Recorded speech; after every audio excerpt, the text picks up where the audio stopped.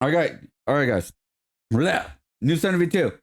The satisfying failure of a horrible X Factor judge. I think I recognize this face, by the way. I think she like talk ish of a contestant who sang the song of her that her husband made, and then she said like a wannabe. I don't know. It was like something really weird on live television. Like it was so bad, man. It was so bad. 12 nasty sentences. It's absolutely disgusting. You have no identity. For this horrible X Factor judge. Which is so dumb, man. It's like X Factor. It's like you don't create original songs. You sing songs of other people, but like, you try and figure out your own way, kind of thing, right? And yeah, I don't know. This woman was a weirdo. To lose her entire career. Yo, what I'm impressed.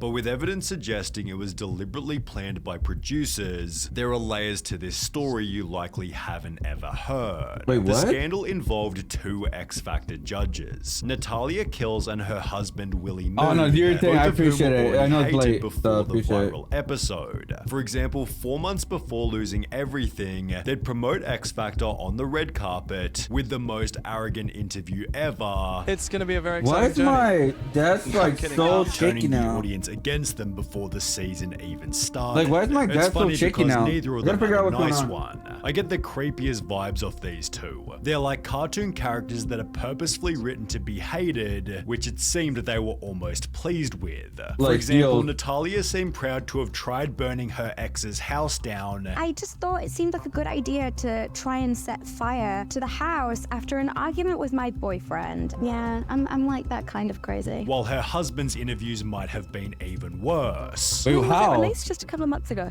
I'm not really sure.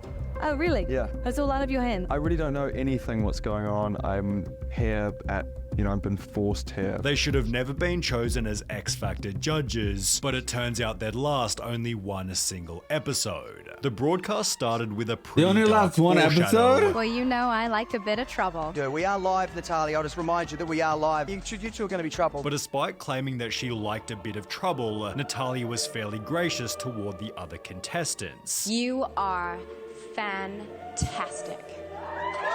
That would be until Joe Irvine took the stage, with his performance igniting the darker side of Natalia's personality. Ladies and gentlemen, I am just going to state the obvious. We have a doppelganger in our midst. Despite Joe performing in basic formal attire, Natalia made the claim that he'd copied her husband's style. I am disgusted. Wait, but that's like a regular style that a lot of people use, man. It's like, what? Look at the hair. Look at it's just a suit tie. Oh, come on now, dude. How much you have copied my husband. From the hair to the suit, do you not have any value or respect for originality? To which Joe responded by paying her a compliment. Thank you, Natalia. You're beautiful. Natalia responded to this by insulting Joe again. It's absolutely disgusting. You have no identity. I can't stand it. I'm ashamed to be here. Which is followed by more insults from her husband, who likened Joe to a serial killer. I feel like you're gonna stitch someone's skin to your face and then kill everybody in the audience. Despite Joe standing up for himself, Natalia tore him down again. I think I look really good. And I think you look good because you're dressed as my husband. Being opposite to the advice that she'd offered in a previous interview. What? piece of advice would you give to sort of young aspiring musicians? Do whatever you feel like, because that's what's honest. During this same video, she displayed her love for the internet, although as a result of her X Factor episode, it seemed this opinion was about to change rapidly. Natalia's embarrassing blow-up was instantly uploaded to YouTube, where it gained 4.5 million views in under 48 hours, and as you might expect, some pretty funny comments. She said he copied her husband, but she copied Lord Farquaad. Dressed like her husband? Did her husband invent suits? She must have been so pissed when Justin Timberlake released Suit and Tie, while a different YouTuber named Christopher Wayne made his own interesting discovery. Willie Moon isn't so original himself. Showing that Willie Moon's song What I Want used the same chords and even lyrics as a Spinal Tap song from the 80s. Lauren Mulcahy then showed an even worse example, showing that Willie Moon's Yeah Yeah music video had shamelessly copied an Italian video from the 1970s. So instead of just copying the concept, he actually copied the music and filming style style all the way to the camera angles. Wow.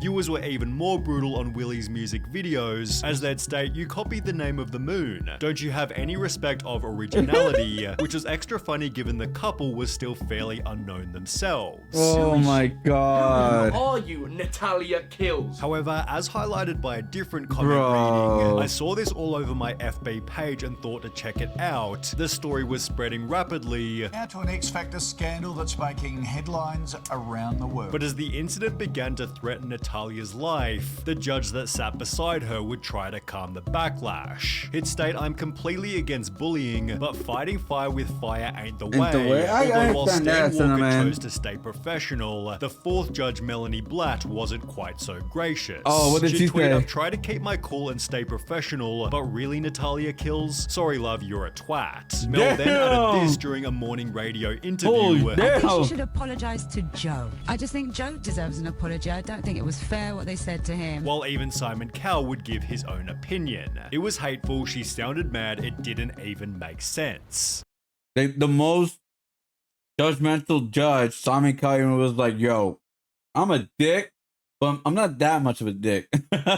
Natalia finally responded 4 days later, writing, "At last, I'm relieved that I'm finally able to break the silence," before telling her side of the story. "The show brought me on to bring my passion, dramatic expression, and perspective. I was encouraged to be outspoken and things got out of hand. Joe, I hope you can forgive me and I wish you all the best. Be natural, unconventional, and be you," which is followed by a similar explanation from her husband. The show encourages judges to be forthright and highly opinionated. It went too far and I never intended to single anyone out. I wish the contestants, crew, and particularly Joe all the best, although this didn't fix anything. Ha ha ha, now you say something but your career is over. Oh wait, it never started. A career which was getting started was ironically Joe Irvine's, as his previous X Factor audition gained hundreds of thousands of views. Oh, It'd be damn. tweeted by Ed Sheeran, who wrote, "Don't worry about what anyone else says, man. Enjoy yourself with it, that's what singing is about, not what other people think," while Lord sent Joe a handwritten card with cupcakes. Meanwhile, for Natalia and her husband, viewers filed complaints with official governing bodies, while a petition titled "Take Natalia Kills Off X Factor" gained 70,000 supporters, which would be labeled as a victory, because the couple was fired before their second episode, with the show's chief executive stating, "While the judges on X Factor are expected to provide critiques of the performances, we will not tolerate such destructive tirades from any of the judges.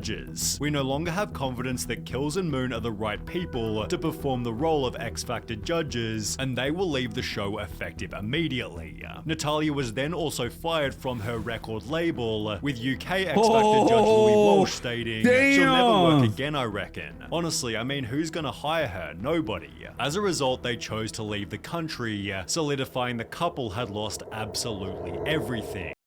Damn, dude! That one episode got her fired from X Factor. That's the one thing, right? That's like, okay, that happens to some artists, right? Not only that, she lost her label. Bruh.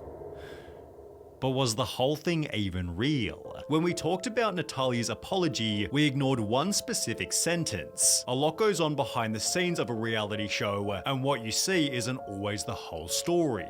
Willie had made a similar claim writing, "The reality of reality TV is that there's a lot the viewer doesn't see," and whilst they were both leaving the country, Natalia stated this. There are many sides to the story, and I am not about to get an entire industry in trouble that has been going on for years and years, entertaining the masses. Were they trying to avoid accountability, or had the stunt been planned by X Factor? The performance itself was certainly a bit suspicious. In a video taken by an audience member, Natalia looks toward her husband as if they were already both on board with the judgment that they'd give. It was also a little too convenient that in the 1 hour 55-minute episode, Joe just so happened to be the show's last performance, as if he was put there deliberately so they could end the show with a bang. Their comments were also in contrast to Joe's original tryout, where the couple offered love. Which it kind of makes sense, right? Like because the whole point of like a lot of reality TV is drama bait, right? Let's be honest. And this one, it just backfired. Like, okay, yeah, I think we went too far, right? Like a lot of it's just drama bait. I mean, that's like when, like, like Kim Kardashian's like, is any of it real? No. Even though it's called reality TV, it's not real, right? They plan a lot of things, just like streamers, right? RL streaming like organically, right? But there's some spots they actually plan out, right, to make it more drama, man, like oh my god, kind of thing, right? Or even when people are doing a stream, they're like, all right, we're planning some stuff out. We're gonna have you coming in the door. I'm gonna be like, oh shit, kind of thing. You know what I mean? So it's like there's always plants of drama bait to get the viewers' attention, like hook them with the viewers' attention. Positivity and encouragement, while we could also observe his natural dress style to be the opposite of Natalia's husband. So why the sudden change to formal? In a video titled The Truth About Natalia Kills, Justin Matters reached out to a former X Factor producer who explained, "We purposely instructed one of the stylists to make Joe look very similar to her husband in hopes to get a reaction out of Willie, not Teddy herself." If the show was truly trying to achieve a blow up by Willie, this would make Natalia's independent reaction real, yet maybe she knew exactly what was planned, as she'd maintain it was a publicity stunt resulting in a viral media storm. Yet to throw another curveball, Natalia also stated this. I feel like everyone needs to put the idea of it being a manufactured conspiracy theory behind them. There's really nothing to it. She might have rather been dismissing this conspiracy instead. The judges wanted out, so they behaved like this to deliberately get kicked off the show.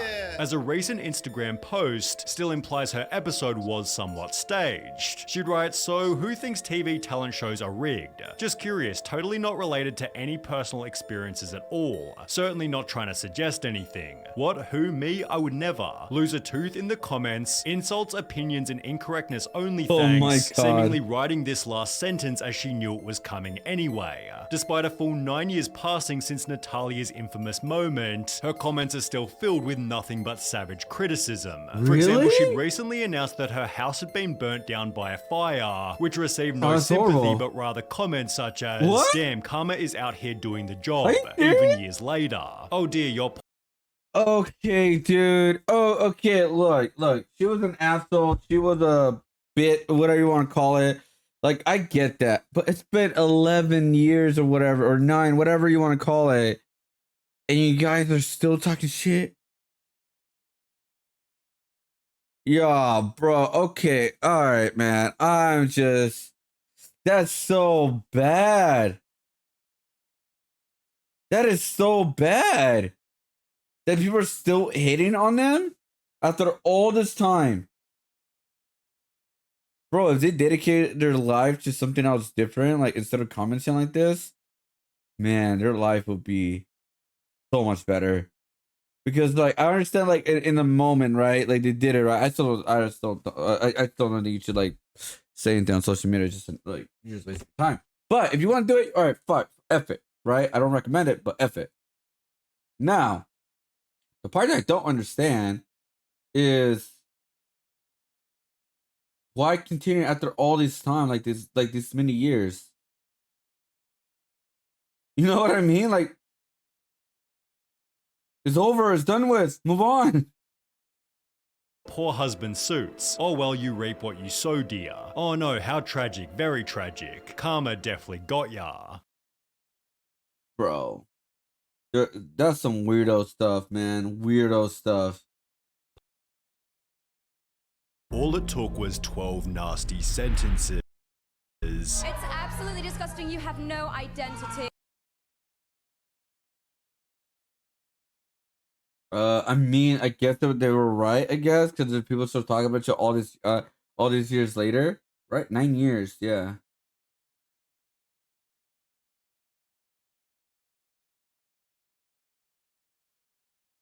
And no one in this country had any idea who these two were. They were just famous overnight because some TV network producers decided to put them on X Factor. They didn't even have much of a career to lose because no one knew who they were in the first place.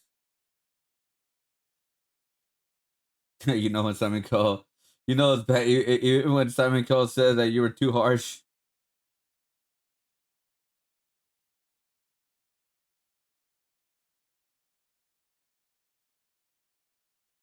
How could anyone be bothered to get stuff like this? For wrestling, that's convincing. A good person will not say such things. I mean, I would like if they want to like low conversation, like the first thing she said, "Oh, you have no identity, whatever, right? Whatever, that's fucked up, right?" But they continue going on and on and on and on, and that's where they're like, "All right, dude, you're taking it too far, pretty much. Like, just stop, just stop." Good old son of you too, but yeah. Okay, yeah, I understand like people get hated on her, but like after all this time, people are still talking ish about her 9 years later, and when her house broke, like when her house like burned down, dude. Like, come on, man, come on, dude, move on.